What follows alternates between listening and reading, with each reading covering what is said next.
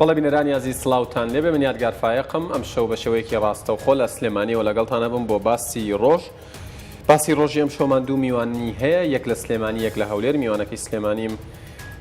جەنابی کاکەزانە عەبدوڕەحمان ئەندامی پەرلەمانی کوردستان لە فراکسیۆنی یەکێتی نیشتیمانی کوردستان، زۆر سوپاسی یەکەم. هەروەها لە هەولێرەوە جەنابی کاک مەردان خەدر ئەندامی پەرلەمانی کوردستان لە فراکسیۆنی پارتی دیموکراتی کوردستان بەخێراتنیەوە شەکەم. ئەم شەو مەبەستمە لەسەر کۆمەڵێک پرس بۆ سیندیارە. من لە ماوەی ڕابردوودا میوانداری دکتۆر شێرکۆ جەودەتم کرد، وتم ئەگەر بەڕێژە پێم بڵێ ئەو یاسای خاننشین و ئیمتیازات و دەرماڵە و ئەو پرسە جیاوازانە کە لە پەرلەمان بووە بە یاسا و پەسەند کراوە چەنەوتی 90% چاکە، 10% ئەکرێت بڵین تێبینی لەسەر و خولەکانی داهاتووی پەرلەمان چاکی بکەن. بەڵام وەکو دەرەکەوێت ئەوەی خەڵک زۆر خەمیەتی و لەسەری وەستاوە موچەی پەرلەمانتارانە، هەرچەندە ئەو بڕگەیە موچەی پلە باڵاکان بەگشتیەگرێتەوە پەرلەمانتارانیش لە زمنایەتی، بەڵام خەڵک زۆر ینی بە شێوەیەک لە شێوەکان بێتاقەت بۆ کە پەرلەمانتاران موچەکانیان لە نێوان 2 ملیۆن بۆ 4,800,000 بە شێوەیەکی نزیکەی جێگیر کراوە. ئەمەوێ بزانم ئەمە تا چەندە باشە کە ئێستا پەرلەمان و تەواوی ئەتوانم بڵێم زۆرینەی فراکسیۆنەکان کۆدەنگیەکیان لەسەری دروست کردووە کە دووبارە لە پەرلەمان قسەی لەسەر بکرێتەوە و جارێکی تر پەسەند بکرێتەوە. ئایا ئەمە لە بەرژەوەندی هاوڵاتیانە یان لە بەرژەوەندی پەرلەمانتارانە ئەم جارە؟ وەمە بەستیشمە بزانم کە ئایا ئەم یاسایی کە ئێستا لە پەرلەمان دەرچووە حکوومەتی عێراقی لە داهاتووە ینی کاری پێکات یاخود دیسانەوە ئەوەش کێشەیەکی ترە وەکو کێشەی وردبینی موچە هەر ڕۆژە و لیژنەیەکە نێرێت سەرپەرشتنی لیژنەکەی دوای خۆیەکات و هیچیش دیار نییە. مەبەستمان لەسەر کۆمەڵێک بەنسبەت سندوقی خاننشینی و ئەو پارەی کە لێی بڕاوە و واروەها کردنەوەی حسابی بانکی بۆ موچەخۆران و فەرمانبەرانی هەرێمی کوردستان بۆی بتوانن ئەو پاشەکەوتیکەیانە بەکاری بێن. من زیاتر ناڵێم بە ڕوخسەتی کاک مەردان لە کاک زاناوە دەست پێکەین. سڵاوت لێبێ کاک زانا، ماندوو نەبی. کاتێک کە گفتوگۆکە لە پەرلەمان کرا لە فەیسبوک پۆستێکت کردبوو زۆر تووڕە بووی، سەبارەت بەوە بوو کە مزایەدە ڕابگیرێت. هەمووان لە ناو پەرلەمان گفتوگۆیان لەسەر کردو و ڕای خۆیانیان وتو ئەو 23 مادەیە کە بڕگەیەکی زۆری لێ ئەبێتەوە نزیکی 8 بەشێکە. ئەمەوێت جارێت لە ناو هۆڵی پەرلەمانەوە دەست پێ بکەین، فراکسیۆنە جیاوازەکان بەبێ ناوهێنانی هیچ فراکسیۆن و هیچ پەرلەمانتارێک، یعنی بە شێوەیەکی ڕێکوپێک مامەڵەیان لەگەڵم پرسەیە کرد یان لەوێژ دیسانەوە مزایەدەی سیاسی زاڵ بوو بە سەریانە و دەستکەوتەکەیان بیرچووە و بیری خەڵکیشیان بردەوە. ڕاست تەمان بەداخەوە بەردەوام کاتێک کە پرۆژە یاسایەک دێتە پەرلەمان و لەو دۆخانش کە ئێمە نزیکی ئینتخاباتی هەموو حیزب و گروپێکی سیاسی شەکا لەسەرەوەی کە دەستکەوت بۆ خۆی بچنێتەوە. ئەم دۆخەی پەرلەمان و کوردستانی جوایە کەمترین حیزب بتوانێت دەستکەوتی تا بچنێتەوە، چونکە بۆچی لەبەرەوەی ئەم حکوومەتێکی هاوبەش بووە، هەموو حیزبەکانی تیا بووە و ئەم پەرلەمانە لە ڕابردوو سەرۆکەکەی ئۆپۆزیسیۆن بووە و فراکسیۆنەکانی ئۆپۆزیسیۆن و ئەوانە تیا بەشدارن بە فعلی و دوا کاراکردنەوەی پەرلەمان ئەمان هەرهاتنەوە بەشدار بوون و ئیشی تیاکەن. لە بارودۆخێکی وایە کە تۆ ناتوانانی هیچ ئاڵوگۆڕێک دروستکەی بۆ ئینتخابات، دەی هەندێک شتی بچکۆلە ئیشان لەسەرەکەی بۆ یۆک و دەستکەوتی هەڵبژاردن سەیریکەی و بە تایبەتیش ئێستا کە هێزی تازە دروست بووە. من ئەوەی کە تێی گەیشتم بەڕاستی بە تەحدیدی ئەوەی بۆ ئەم شتەوای لێ هات، بۆچی ئۆپۆزیسیۆن ئەم پرۆژە چاکسازیە یا مەسەلەی خاننشینی پلە باڵەکان کە من وەکو دەستکەوت سەیرمە کرد، یعنی خۆشیان وەکو دەستکەوت سەیرانە کرد، بۆچی لە دوای تێپەڕبوونی ئاوایە ون کرا گەورە کرا. من قەناعەتم وایە بەشێکی پەیوەندی بەو هێزە تازانەوەیە، بە تایبەتی ئۆپۆزیسیۆن لەم هێزە تازانە ئاترسێ. هێزێک دروست بۆ لە سلێمانی ناوینەوەی نوێ گۆڕاندەی تۆقیوە، یعنی مە حەقیقەتە هێزێکی تر دروست بۆ ناوی هاوپەیمانی، ئەمانە بەشێکی زۆری دەنگدەری ئۆپۆزیسیۆنە بن، چکە ئەمانە خەونیان لەگەڵ ئۆپۆزیسیۆن بووە و ئیشیش لەسەر ئۆپۆزیسیۆنەکەن، چکە تا ڕادەیەک دەنگدەری یەکێتی و پارتی یەکلایی بۆتەوە. یعنی ئێمە خۆتانەزان لە نزیکەی 30 کورسی و هاتنی سەر 18 کورسی، ئەنی تەقریبەن زۆر کەم لە ئێمە هەڵەوەرێت، چکە ئەو خەڵکی کە ماوەتەوە کە سوکاری شەیدەکانی ئێمە خەڵکە تێکۆشەرەکانمانە بۆ ئۆپۆزیسیۆن و قۆناغێکی قورسە ئەوێ شتێک دروست بکە بۆ ئەوەی کە بەڕاستی خەڵکی پێڕاکێشێ بەڵام ئەم شتیان بۆ نەچوە سەر واقعان ینی ئەم فترە زەمەنیەش زۆر لەسەر وترا من حەزەکەم باسیەوەت بۆ بکەم یاسای مەسلەی خانشینی پلە باڵەکان ئێمە دامان نەناوە لە خولەکانی پێشوو هەبووە بۆ نمونە لە خولی پێشوو ئەو خەڵکانی کە بوونە پاڵەوان لە فراکسیۆنی گۆڕان دەبیان نەهاویش بووبوونە قارەمان هەمویان بە 6 ملیۆن و 500,000 خانشین بوون و تا ئێستا وەریەگرن ینی هەموو هەواڵانی ئێمە کە لەوێن حەزەکەی بەناو پێ لە فراکسیۆنە جیاوازەکان هەیە ساڵێک 2 ساڵ پەرلەمانتار بۆ و یەکسەر وازیێناوە ئێستا هەر لە فراکسیۆنی گۆڕان هەیە بەناوی نەخۆشیەوە خانوشین بۆ ئێستا عیبی نییە هەر لە فراکسیۆنی گۆڕان کە ئۆپۆزیسیۆنە لە خولی پێشوو خەڵکە بە 2 ساڵندان پەرلەمان بووە گەنجیشە ئەین تەمەنی نەبوو بە 35 ساڵیش بە 6 ملیۆن و 500,000 خانشین بووە ئێستا لای خەڵکی ژەمانە پاڵەوانن سادەی پرسا بڵێ کاک فڵان ئەڵێ ئێمە قارەمانە لە خولی پێشوو دەبەی هاویشتووە نازانم چی کردووە ئەمە ئەم حەقیقەتانە بە خەڵک نەوتراوە بەڕاستی کەواتە لایەنە باشەکانی ئەم یاسایە کرا بە قوربانی مزایەدە بەڵێ ئێمە هاتین چیمان کرد هاتین جگەل لەوەی کە بەڕاستی موچەی خانشینی خوارەوە زۆر کەمە بۆن من خەڵکێک کارگوزارەوەی لای خۆمان پێڵم فەڕاش لە قوتابخانەیەکە تەمەنێکی زۆری هەیە کە خانشینە بێ خانشینەکەی 180,000 بۆ 220,000 ئێمەوەمان کرد کە کەمترین موچەی خانەنشینی لە کوردستان 300,000 بێ نەک خەڵک 300,000 وەرگری و پەرلەمانتار 4 ملیۆن وەرگری ئەمریکا زۆر شێوان دیار تو ئەڵین کەمترین موچە خەڵکێک کە شەهادەی نییە کە خزمەتی پێویستی نییە کە تەمەنی هەیە خانشینە بێ حەق نییە لە 300,000 کەمتری بدەنێ کە لە ڕابردوو 100,000شیان داوە 90,000 داوە ئیتر لە 300,000 دەست پێکە بە پێی خزمەتەکەی کاگیادگار دەرفەتم ببە ئەمە ڕوونکەمەوە دەست پێکە حتا کۆگاتەوەی کە ئیتر بە پێی شەهادەکەی لەوانێ بگاتە ملیۆنی لەوانێ بگاتە 2 ملیۆن ئەوەی پەرلەمانتار بۆ نمونە من گەنجم لە پەرلەمانم ئەگەر خۆم خانشین کەم بە پێی ئەم یاسایی کە ئێستا هەیە 2 ملیۆن و لەوانەیە 250,000 بەربکەوێ بەو یاسایی پێشوو کە ئێستا گەڕاوەتەوە من بە مەقتوعی بەبێەوەی اختیارم هەبێ بە 6 ملیۆن و 500,000 خانشینە بووم ئێستا ئەوان وایان لێ کرد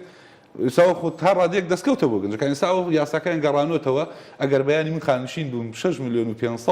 500,000 دینار وەرە کاتێککە بە پێم یاسایە 2 ملیۆن و شتێک 250 ئەو اختیاریش بوو من خانشین نابووم گەنجم ئەتوانم خانشین نەبم بە یاسا کۆنەکە ئەم دەرفەتەی تیانە پەرلەمانتار هەر ئیشێکی هەبوو بێ ئیلا خانشین بێ ئێ باشە من بە خەڵگەڵێم ئێمە باشمان کرد یا خراپمان کرد ئەمان هاتوون ئەڵێن وڵا بە پێی یاسای خانشینی عراق خانشین من کە من بۆ خۆ ئەوە پرسیارم زۆر لەسەریە بێەوەی عێراق چونکە شتێکی تێ دووفاقیە زیاترە بێ موچەکە ئەگەر بەوەی عێراق بێت کاک مەردان سڵاوتان لێبێت ئەمەوێت لەو پرسیارەوە دەست پێ بکەم پەرلەمانی کوردستان و فراکسیۆنەکان بڕیاریاندا کە ئەو بەشەی کە تایبەتە بە خانەنشینی پلە باڵەکان بگەڕێتەوە لە پەرلەمان گفتوگۆی لەبارەوە بکەن ئەمەوێ بزانم ئێوە وەکو پارتی دیموکراتی کوردستان ڕەئیتان لەسەرم گەڕانەوەیە چییە و بەنیازن لە ناو پەرلەمان چۆن گۆڕانکاری تیا بکەن چی تیا بگۆڕن کە بەدڵی خەڵک بێت بەڵێ سڵاو و کاک یادگار زۆر سوپاس بۆ کوردستان 24 بۆ ئەم دەرفەتە بۆ وەڵامدانەوەی پرسیارەکەت ئێمە لە فراکسیۆنی پارتی دیموکراتی کوردستان لەگەڵ 7 فراکسیۆنی دیکە لە نێویان فراکسیۆنی یەکێتی نیشتیمانی کوردستان ئەمڕۆ لە یادداشتێک داوامان کرد کە ئەم یاسایە بە تایبەت بڕگەی یان کومادەی سێەم کە تایبەتە بە خانەنشینی پلە باڵەکان بگەڕێتەوە بۆ پەرلەمانی کوردستان بۆ ئەوەی گفتوگۆی زیاتری لەسەر بکرێت و وەکو ڕێزگرتنێک لەو هەموو نیگەرانی و ئەو ڕەخنانەی کە لەلایەن خەلکی دلسۆز من ناڵێم ڕێزگرتن بۆ هەموو ئەو ڕەخنانەی کە دەگیرە چونکو بەشێک لەو ڕەخنانە ئەو کەسانە بوون کە کەسانی ئیگەندەڵن ئەو کەسانە بوون کە لە مەساڵحی و بەرژەوەندیان دەدرا لە لایمە قسەکانی ئەوانە لە لایمە ڕەخنەکانی ئەوانە نیگەرانیەکانی ئەوانە هیچ حسابێکیان بۆ ناکرێت ئێوەی ئێمە کە حسابمان بۆ کردو بە هەندمان وەرگرت نیگەرانی خەلکی دلسۆز و موچەخۆرانی هەرێمی کوردستان بوون دیسان ئێمە هیچ حسابێک بۆ مزایدەچیەکانیش ناکرێت ئەوانەی کە لە ناو هۆڵی پەرلەمان دەنگیان بە کۆی یاسایەکەدا هەروەکو ئەمڕۆ پەرلەمانی کوردستان گرتە ڤیددیۆی دەنگدان لەسەر کۆی یاسایەکە بەڵاو کردەوە بەڵام لە دواییدا سەرۆکایەتی پەرلەمانی کوردستان کە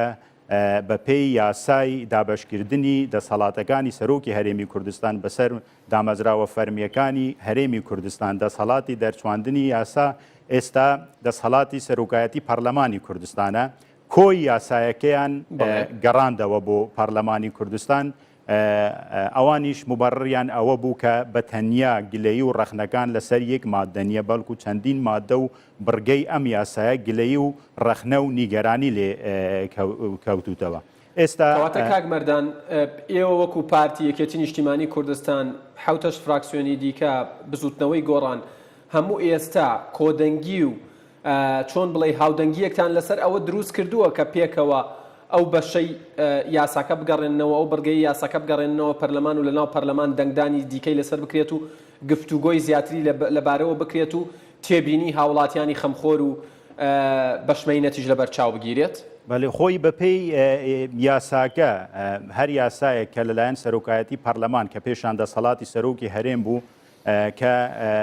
گەڕایەوە چ بەشێک بی چه یاسایەکە بە کولی گەڕایەوە پێویستە پەرلەمانی کوردستان جارێکی دی بڕیاری کۆتایی لەسەر بدات واتە ئۆتۆماتیکیان پاش ئەوەی ئەم یاسایە ئاراستەی لجنە پەیوەندیدارەکان دەکرێت و لجنە پەیوەندیدارەکان راپۆرتی خۆیان لەسەر ئامادە دەکەن لەناو هۆڵی پەرلەمان دووبارە گفتوگۆی لەسەر دەکرێت لە لای ئێمە هیچ بەرگەیەک هیچ مادەیەک ینی هەمویان قابلی گۆڕانکارینە چ لە بەرژەوەندی گشتی و بەرژەوەندی خەڵکی کوردستانە چ لە بەرژەوەندی موچەخۆرانە لایمە قابلی ئەوەیە کە گفتوگۆی لەسەر بکرێت گۆڕانکاری لەسەر بکرێت چ ئەوەی پەیوەندی بە خانەنشینی پلە باڵەکانە چ هەر بڕگە و مادەیەکی دی بزانین کە کەم و کورتی تێدا نیگەرانی لێکەوتوتەوە بە لە لای من ڕوون نییە ئەمەوێت زیاتر بۆم ڕوونکەیتەوە کاک مەردان ئەوەی گفتوگۆی لەبارەوە ئەکرێت و دەنگدانی لەبارەوە ئەکرێت و دیسانەوە پەسەند دەکرێتەوە تەنها ئەو بەشە نییە کە پەیوەستە بە خانەنشینی پلە باڵەکان بەڵکو ئەکرێ بۆ نمونە و بەشەی تایبەتە بە موچەکە ئەوەی 300,000 و 400,000 قسەی زۆر لەسەر کراوە ئەوەی تایبەتە بە خاوەن پێداویستی تایبەتەکان ئەوانش ئەکرێ گۆڕانکاری تیا بکرێت ئەم جارە کاک یادگار بۆ ئەوەی لە ڕووی یاساییەوە ڕۆن بکەمەوە بە پێی مادەی دێم بڕگەی سێم لە یاسای سەرۆکایەتی هەرێمی کوردستان کە دەسەڵاتی دەرچواندنی یاسایە ئێستا لە دەسەڵاتی سەرۆکایەتی پەرلەمانی کوردستانە بەپێی ئەم بڕگەیە سەرۆکایەتی پەرلەمان ئێستا دەتوانیت هەر یاسایەک کە لە پەرلەمانی کوردستان پەسەند دەکرێت هەموو یاسایەکە یان بەشێک لە یاسایەکە ناڕەزایی دەرببڕێت یان و بگەڕنیتەوە ناوهۆڵی پەرلەمان ئەمڕۆ سەرۆکایەتی پەرلەمانی کوردستان کۆی یاسایەکەی گەڕاندوتەوە بۆ پەرلەمانی کوردستان بۆیە لە پەرلەمانی کوردستان پاش ئەوەی لجنە پەیوەندیدارەکان راپۆرتی خۆیان لەسەر ئامادە دەکەن کۆی یاسایەکە مادە دووبارە گفتوگۆی لەسەر دەکرێت و دەنگدانی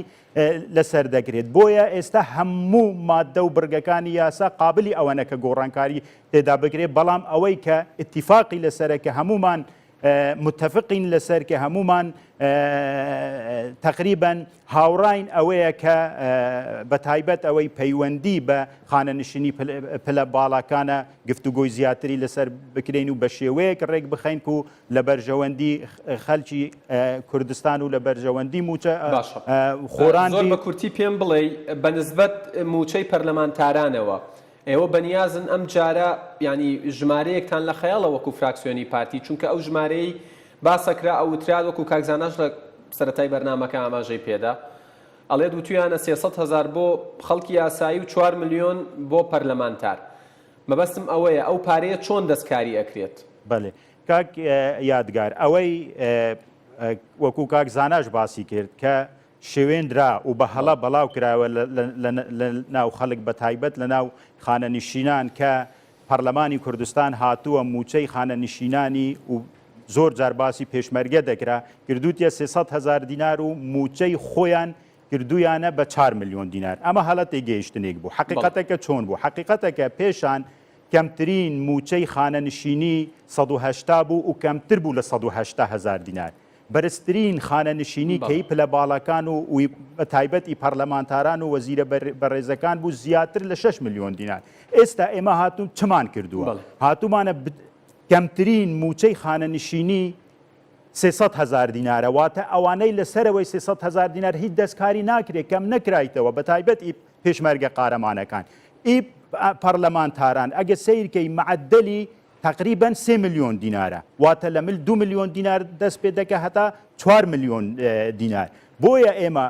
خانەنشینی پلە باڵەکەمان کەم کردوتەوە و خانەنشینی ئەوانەی کە کەمتر لە 300,000 دینارە بەرزمان کردوتەوە بۆ ئەوەی عدالەتی تێدا ئەم ڕێژێش بە تایبەت ئەوەی لە باڵەکانە کاریاتگار دەمەوەی شارەتی قابلی گۆڕانکاریە بەڵام بە هیچ شێوەیەک ئێمە لەگەل ئەوەنی ئەوەی 300,000 دینار کەم بکرێتەوە یان هەڵوەشێتەوە بەڵکو لەگەل ئەوەینە ئەگەر حکوومەت ئیمکانیاتی هەبی ئەو 300,000 دینارە زیاتر بەرز بکەینەوە هەروەکو لە ناو هۆڵی پەرلەمانی چەندین پێشنیار هەبوو من یەکێک بووم لەوانە کاکزانە ڕەنگە شایدیم بۆ بدە وتم ئەگەر حکوومەتی هەرێمی کوردستان ئیمکانیاتی هەبی ئێمە لە فراکسیۆنی پارتی دیموکراتی کوردستان لەگەل ئەوەینە کە کەمترین موچەی خانەنشینی 500,000 دیناربی بەڵام حکوومەت پێی نەکرا حکوومەت دەیوت ئەگەر 400,000 دیناریش بی ئەگەر بکرێتە یاساش پێمان جێبەجێ کاکزانانە خۆی سواس دەکەم کاکەزانە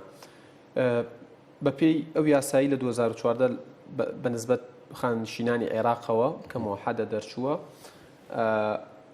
پەرلەمانتار بە موچەی ینی بە 80% موچەکەی خانەنشین ئەکرێت زۆرترین ڕێژە کە بۆ پەرلەمانی کوردستان دیاریکرا بۆ گەر هەڵم دەبم 70% موچەکەی بوو کە ئیترەوە تەمەنی هەبێت و خزمەتی هەبێت و بڕوانامەی هەبێت و ئەم پرسە جیاوازانە ئەگەر وەکو عێراقی لێ بکرێت ئێوە بۆ نەخۆت وەکو نمونە هێنایەوە کە 2,250,000 ئەگەر خانەنشینبی بۆ نمونە زیاترە بێ و کات ئەگەر بکرێت وەکو عێراقی لێ بکرێت بۆی ئەمەش ڕوون بکرێتەوە لای ئەمە عێراق کە زۆر تەرکیزی لەسەرەکەن دووشتی هەیە یەکەم کەمترین موچە لە عێراق 400,000 ئێمە لە قاعە داوامان کرد لە وەزیری دارایی کە فراکسیۆنی ئێمە پێشنیاری کرد با کەمترین موچەی خانشینی لە هەرێمی کوردستان 500,000 بێ ئیتر وای لێ هات بوو یەکێوتی با 600 بێمانە وەزیری دارایی جوابی دایەوە وتی حکوومەت ناتوانین لە 300,000 زیاتر ئەمە سەرخە بۆ ئێستا من پێشم وایە وەزیری دارایی پیاوێکی ڕازگۆیە پیاوێکە کاگنووشیدوان کاگنووشیوان زۆر خۆشەوێ پێم وانەیە کاگنووشیوان خەڵکی هەڵە ئیختیار بکە کاگنووشیوان اختیاری وەزیری دارایی کردووە ئەم پیاوە هاتووە لە پەرلەمان ئەڵێ کاکە حکوومەت ناتوانێ ئەمە بکە بیکەن بە 400,000 سبەین من ناتوانم موچە بدەم نایان دەمێ تۆ شتێکیش کە حکوومەت ناتوانێ بیکاوە بە پێی پەیڕەوی پەرلەمانی کوردستانیش هەر بابەتێکی دارەیە بێ حکوومەت ئاگای لێ بێ و ڕازی بێ لەسەری بۆیە حکوومەت وتی من ناتوانم ئەم شتە بکەم دێ فەقەرەیەکی هێناوە حکوومەت کە موچەی پلە باڵاکانە ئێمە چین داتایەکمانگەن نزیکەی 3,000 کەس لە هەرێمی کوردستان پلە باڵان ومە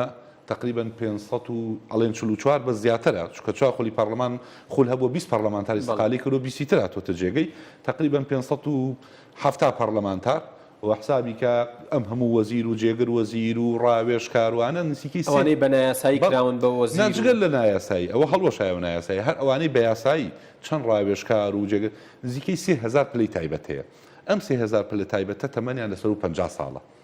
بەپی یاسای خانشینی عراقیمایان لە 180 موچەکانیان وەرەگرن یعنی لەسەر 6 ملیۆن وەرەگرن چێ مستەفید نابێ 50 کەس ئێمە شتومانە کاک ئەمە هەڵەیە وەرن ئەمەی کە ئێمە کردومانە شتە ڕاستەکەیە با بەرزترین موچەی خانشینی پلەی تایبەت لە 4 ملیۆن زیاتر نەبێ بۆچی بزان چەند پارە ئەگەڕێتەوە 3,000 2 ملیۆنی کە ئەوانی تر لەوانە نەبووە 3,000 2 ملیۆنی ئەگەڕێتەوە بەس لە خانشینی پلە تایبەت بەڵام برادرانی گۆڕان و ئۆپۆزیسیۆن هاتوون خەڵکیان چاواشە کردووە یانیوەی کە جارانیان و درۆ و ڕاستیسا خۆیان خەریکی ئەم شتانن بەداخەوە یعنی تۆ 3,000 2 ملیۆن دیناری ئەگەڕێتەوە بە پێی و پرۆژە یاسایی ئێمە ئێتومان ئەمە باشە وەزایدەن ئیختیاریشە ئێستا یعنی ئیجباری نییە تۆ ینی کاکزانە بزوتنەوەی گۆڕان و پەرلەمانتارەکانی بەیاننامەکە شەنامەژە بەوە دەنەڵێن ئێمە ئەوەی ئەو شەڕی لە ناو پەرلەمان کردومانە شەڕی هاوڵاتیان بۆ شەڕی خۆمان نەبووە هەر بۆیە امتیازاتانش کە بۆ نمونە ئەو موچەی کە 4 ملیۆن و زیاترە دانراوە نامانەوێت ئەبێ دەستکاری بکرێت ئەمەیان چۆنە ئەمەیان تەواوە ئێمە من بۆ خۆم لەگەڵەوە خەڵکێک لە هەر منسەبێک بۆ بێ خانشین بێ بۆچی من ئەوم لە ناو پەرلەمانیش ڕوون کردوێتەوە گەنجێک ئێستا گەنجێک وەزیری دارایی حکوومەتی هەرێمی کوردستانە باشە 2 ملیارد دۆلاری ئەم حکوومەتەی لەبەردەستایە تۆ پێی بڵێ دوای ئیشەکە هیچ نیت و بڕۆ ڕۆماڵەوە و هیچ موچەیەکت نادەمێ چیەکە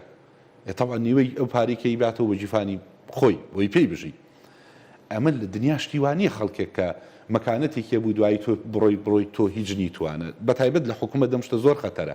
ئێمە ئێستا گلیمانەیە ئەڵێن بەشێکی زۆری وانەی لە حکوومەتن گەندەڵن دەستیان پیسە پارابن لە کاتێکە کە موچەی باشیانەیە کە خانشینی ژەبێت ئێگەر ئەمە نەمێنێ تۆ خەڵکێک وەزیرێک تەندەری لەبەر دەستایە 500 ملیۆن دۆلارە باشە پێشێڵی تۆ 2-4 ساڵ لێری دوام 4 ساڵە هیچنی ئەی چیەکە حکوومەت تاڵانەکە یعنی خۆ ئەمە کە دانراوە ئێمە دامان نەناوە ئەمە لە دنیا هەیە ئەمە یاسایەکە ئەگەر ئەو کەسانەی بەرپرسیارەتیان هەبوو یاخود لە ئێستادا لە ناو بەرپرسیارەتەکەن ئەگەر موچەیەکی شایستیان هەبێت واکە کەبیر لە گەندەڵینەکەنەوە بەس خەریکی دەستپاکی و بەرگریکردن لە خەڵک بن شەر نییە ئەمە معادلێ 100 بەس لە دنیا وایە بۆچی موچەی حاکم بەرزە بۆ ئەوی بەڕاستی خەڵک بەرتیلی نەداتێ کەیس بەلاڕێنەوە کە موچەی وەزیر بەرزە بۆ ئەوی بەڕاستی گەندەڵینەکە لە تەندەر پارەنەوە ژیانی مطمئین بێ ژیانی شایستە کاکە ئەمە لە دین لە شریعەتی شەیە بڕۆن سیرکەن ئەوانەی کە لە شریعەتی ئیسلام شارەزان بزان وەختی خۆی کە خەلیفە و کە پیاوی ئاینی دانراوە ئەوانەی کە کراون بە مەسوول ژیانیان باش کراوە بۆی دەستپیسی نەکەن بۆی دەست نەبن بۆ پاری دەوڵەت ئەو پاری کەیانی خۆیان بێ ئەمە لە سوید وایە لە بریتانیا وایە لە دنیا وایە بۆی خەڵک دەست نەبا بو پاری دەوڵەت پارێکی دەنی بۆی پێی بژی قسەکە لێرە چییە بەڕاستی قسەکە لێرە ئەوەیە ئێمە هەموو ئەمانی کە ڕووی داوە لە وێنەکە وازەح نەبوو هەمووشی هاتە دەرەوە لەگەڵ دەنگدەری خۆی درۆی کرد من هاتمە دەرەوە ئەسڵەن ئەگەر ڤیدۆکە خەڵک بیبینێ من هەر لەوێ نیم هەردەنگیشم پێی نەداوە بەڵام بۆی دیفاعکەم لە برادەکەواتە لێرەوە بۆچی پێشنیازێک نەکەین کە کۆدەنگیەک بکرێت دانیشتنی داهاتووی پەرلەمان سەبارەت بەو یاسایە دانیشتێکی کراوە و کەناڵەکان بیگوێزنەوە حتمە نەبێ کراوە بۆی دیار بێ کێ لەوێ بەرگریەکە کێ لەوێ خەمی خۆی حزبەکەیەتی حتمە نەبێ کراوە بێ من بۆ خۆم کە دەنگم نەداوە بە کۆی پرۆژه یاساکە پێم وایە بۆ 300,000 خوارەوە کەمە یعنی یەکرێ دەرزتر کەواتە بە کورتی وەڵامیەوەم بەرەوە ئەگەر وەکو ئەوەی عێراقی لێ بکرێت موچەکانتان و ڕێژەی و پارەی وەریەگرن زیاترە بێت لەوەی من بۆ خۆم قەناعەتم وایە ئێستا هەڵێکی گەورە ڕوویداوە ئەگەر بەوەی عێراق نشین بین یعنی نزیکەی 3,000 ملیۆنیە چێتە سەر ئەو پارەی کە ئێستا هەیە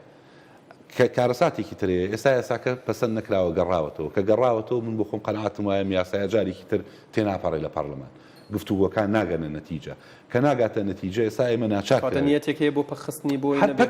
کە لە ناو لیژنەکان پەکێکەوێ کاک یادگارباب ئەمە تەواو بکەم کە پەکێکەوێ من گەنجێکم کاکە بەپی ئەم یاسا کۆنەکە بێ من ناچارە بم خانشینم کەن بە ناچاری خانشین بم بە 6 ملیۆن و 500,000 دینار وەکو هەواڵانەی ترکە لە خولی پێش و خانشین بوونی هی گۆڕان و یەکێ بەڕاستی ئەمە کارەساتە یعنی تۆ گەنجێک نایڵی هیچ جیشێکە ئەی خەی دەڵی کاکە بڕۆ بۆ پارە زۆرە خانشین بۆ کاک مەردان پرسیارەکەم دوو لقا پەرلەمان کەی بەنیازە دەست بە گفتوگۆ بکات سەبارەت بەم یاسایی کە گەڕاوەتەوە بۆی کۆی یاساکە و بەشی دووەمی پرسیارەکەشم ئەوەیە کە سەبارەت بەو سندوق یاخود ئەو ئەکاونتە یاخود ئەو سندوقەی بۆ پاشەکەوتی موچەی فەرمانبەران و موچەخۆران دروست دەکرێت کەی ئەمە چێتە بواری جێبەجێکردنەوە بۆ ئەوەی ئەوانەی کە غەدریان لێکراوە و چارەکە موچە و نیو موچە و سێ ڕوبع موچەیان بەسەرا سەپێنراوە هیچ نەبێت دڵنیا بن بە یاسا کە مافەکەیان نەفەوتاوە هیچ نەبێت بە چەکێک بوونی هەیە بەڵێ کاکی یاگرگار طبعاً تو ماوەی زۆر کەمت دامێ ڕەنگە نەتوانم هەموو شتانەی کە گرنگە باسی بکەم لە ماوەی دوو ئەوەی کە یاساکە کەی لە پەرلەمانی کوردستان دووبارە گفتوگۆی لەسەر دەکرێت بە حقیقەت ئەوە لەسەر لجنە پەیوەندیدارەکان و سەرۆکایەتی پەرلەمان دەوەستێت ئێستا هەر لە بەیانیەوە پێویستە سەرۆکایەتی پەرلەمان ئەو یاسایە دووبارە ئاراستەی لجنە پەیوەندیدارەکان بکات و ئەو کاتە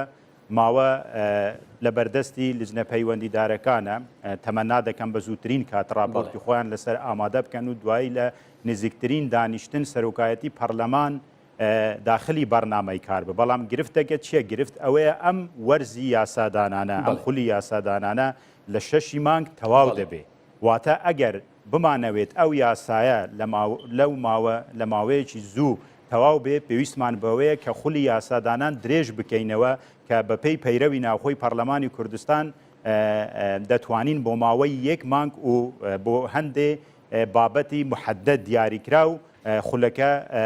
درێژ بکەینەوە ئەوە بە نسبەت ئەوەی تەمەنا دەکەم فراکسیۆنی پارتی لەگەڵەوەن کە درێژ بکرێتەوە چکە بچینە ناو مانگی چواریشتر هەڵمەتی هەڵبژاردن دەست پێەکە و کەس بە کەس نابێت ئەگەر خولەکە درێژ نەکرا ئۆتۆماتیکیەن دەچیتە پاش دەچیتە مانجی 5 واتە لە 6 هەتا 6 وەرزی یاسادانان نابێ وەرزی داهاتووی یاسادانان لە 6 دەست پێ دەکات بۆیە ئێمە لە فراکسیۆنی پارتی دیموکراتی کوردستان لەگەل ئەوەینە خولەکە درێژ بکرێتەوە یان وەرزەکە درێژ بکرێتەوە بەڵام بەمەرجێک لە ماوەی درێژکردنەوەکە ئێمە ئەم یاسای چاکسازی گفتوگۆ بکەین و پەسەندی بکەین بەنسبەت پرسیاری دووەمت ئەوەی سندوقەکە و بەنسبەت ئەو مادانەی کە لە بەرژەوەندی بە حقیقەت ئێستا کۆی یاسایەکە سەرۆکایەتی پەرلەمان گەڕاندیتیەوە بۆیە تو ناتوانێت ئێستا هیچ ماوەیەک دیار بکەیت کەی جێبەجێ دەکرێت ئێستا مەسیری ئەوە شارەنووسی ئەو سندوقەش پەیوەستە بە گفتوگۆکانی لیژنەکان و دەنگانی ناو پەرلەمانەوە. بە تاکید کاکی یادگار ئێستا کۆی یاسایەکە گەڕێنرایەوە بۆ پەرلەمانی کوردستان تاکو یاسا پەسەند نەکرێت و ناتوانێت ئەسڵەن قسە لەسەر ماوە بکەیت بۆیە یعنی بە حقیقەت ئەم یاسایە بە قەنەعەتی من هەنگاوێکی زۆری گرنگ بوو لە بواری چاکسازی ئەم یاسایە کۆمەڵێ سیکتەری ڕێک خست بوو کە چەندین ساڵە موچە خۆران خەڵکی هەرێمی کوردستان گلەیان لە ناعەدالەتی لە ناشایستەبوون لە نایاسایی لەم بوارانە هەبوو تەگە سەیری بەرنامەی هەلبژاردننی کاتم تەواو بووە بۆی نەڵێ غەدرت لێکردوم کۆتا پەیامی خۆت بەڕوونی چییە لەم بەرنمەیە بۆ حکوومەت و وڵاتیان و هاوڕێیانیشت لە پەرلەمان؟ کۆتا پەیامی من ئەوەیە کە پەرلەمانی کوردستان و داوا لە سەرۆکایەتی پەرلەمان لە تەواوی فراکسیۆن و ئەندامانی پەرلەمان دەکەم کە ئێمە لە دانیشتنی داهاتووی پەرلەمان کە بڕیارە دوو بەیانی ئەنجام بدرێت بتوانین ئەم خولەی یاسا دانان درێژ بکەینەوە بە مەرجێک بتوانین لەو ماوەیە ئەم یاسایە لە پەرلەمانی کوردستان پەسەند بکرێت چونکو ئێمە پێمان وایە ئەم یاسایە زۆر گرنگە ئەوەی نایەوێت ئەم یاسایە پەسەند بن گەندەڵکارانن ئەو کەسانە کە بە شایستە مستەفید بووینە بۆیە ئەگەر بمانەوێ مەرامی گەندەڵان جێبەجێ نەبێ پێویستە ئەم یاسایە جێبەجێ بکەین و بە زووترین کات پەسەند بکرێت لە پەرلەمانی کوردستان. سوپاس کاک زانە کۆتا پەیامی خۆت سەبارەت بە درێژکردنەوەی ئەم وەرزە و پەیامی خۆشت لە کۆتایی لەگەڵ درێژکردنەوە نیم بە هیچ جۆرێکەوە کارێکی زۆر خراپە و زایدەن لەگەڵ ئەوم بەڕاستی حەقا پەرلەمانتار ئازابێ نەترسێ شتێکی کردبێ لە دەرەوە بیڵێ ینی حەق نییە خەڵکە نوێنەری خەڵک بوو درۆ بکە لەگەڵ دەنگدەرەکانی